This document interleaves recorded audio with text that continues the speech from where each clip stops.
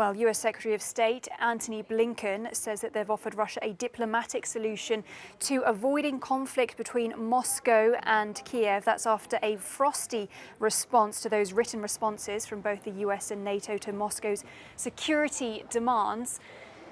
But he said that he gave no guarantee that Ukraine will be barred from joining NATO, a contentious issue for the Kremlin. Russia's foreign minister, Sergei Lavrov, said the response from the West could lead to serious discussions, but only on secondary affairs. As for the content of the document, there is a reaction that allows us to consider the beginning of a serious conversation, but only on secondary issues. But there is no positive reaction on the main issue. We consider the NATO and US letter as a whole, given that it's the reaction on draft agreements that we distributed in December. After interministerial coordination, we will report to President Vladimir Putin. The President will take the decision on our next steps.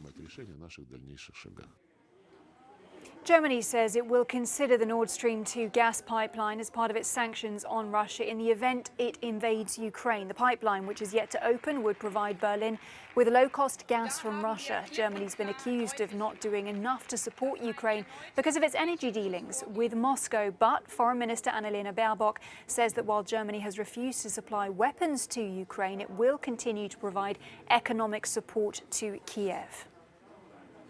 Meanwhile, Denmark has pledged to provide Ukraine with 73 million euros in support. Danish Foreign Minister Jeppe Kofod met with his Ukrainian counterpart Dmytro Kuleba in Copenhagen today. Kofod said that his country is giving Kiev the support in order to promote democracy and human rights. Kuleba says that the international community must focus on hard power to deter Moscow's military aggression. We reached the point when we really have to focus more on hard power rather than on soft power. I'm not underestimating the importance of soft power, but this crisis is always a moment of truth.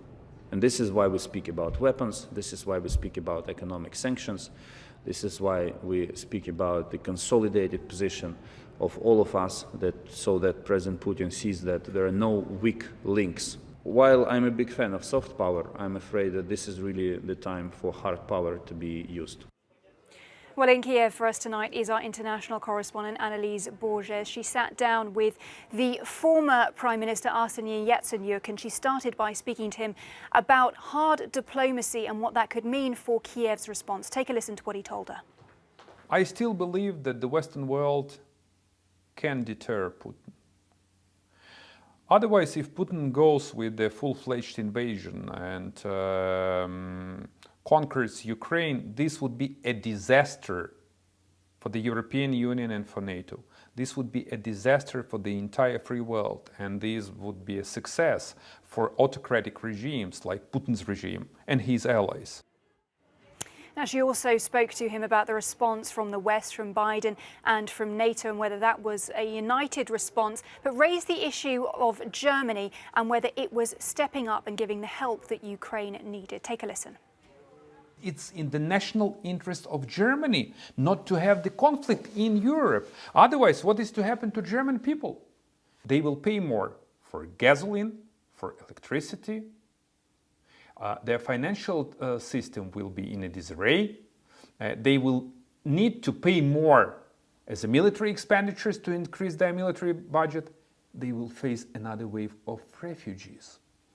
So if I say, please, our German friends, be more committed. Show your guts. You have these guts. Help Ukraine. And helping Ukraine, you're helping yourself. This is my message to our German friends. So the 5,000 helmets simply don't cut it? Do your best not to allow Russian bullets to shoot into the Ukrainian soldiers, because these helmets won't help this. We can cross over now to Vadim Pristaiko, who is the Ukrainian ambassador to the United Kingdom. He's also the former Ukrainian foreign minister. Welcome to the program, Ambassador. It is really great to have you with us. To start with, Russia said today that the prospect of war with Ukraine was, quote, unacceptable. What do you make of statements like that? Thank you for having me here. And I actually appreciate what your correspondent is doing in Ukraine. And just wanted a short commentary that there are people who are scared and there are people who are preparing to hide. And there are also people preparing to fight. We hope that all the diplomatic efforts we were trying now to achieve will bring us results. But at the same time, we just have to prepare for war, prepare for the worst. And after 7 years of war and centuries of living next to Russia and going through all the wars, we just can't have their words and trust in what they say. I mean, you mentioned that path of diplomacy and believing that it is still open, but on the other side, we also know that the British, for example, have given anti-tank missiles to Ukraine. So I have to ask you, how close do you actually think an incursion could be?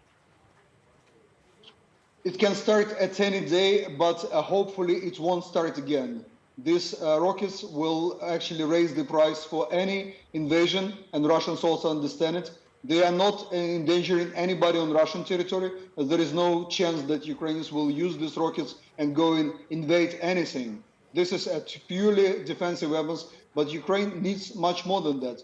We still have our air and we have the gaps in our maritime defense. These things we are trying to work with our partners how we can cover, and the same with the other hand, trying to resolve the tensions, trying to understand what can be done, what compromise we can actually offer. But whilst all of that goes on, I do have to bring up a worst case scenario and ask you, what would happen if an incursion did take place into Ukraine? And also, you did mention about people hiding. And I know you've also mentioned about the prospect of fleeing to Britain. I mean, just sketch out that scenario for me. Not actually, it was not me. It was your presenter who was talking from the Kiev streets. And now I'm in very peaceful London. I will be in Kiev in a couple of days, visiting Kiev with this company Minister of Foreign Affairs of the UK to Ukraine. She wants to come and understand what is actually happening and how UK can help Ukraine even more. What I'm saying here that we want our people to stay safe.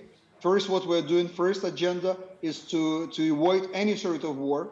Second, if we have to, we will fight at the same time protecting our infrastructure, protecting our civilians.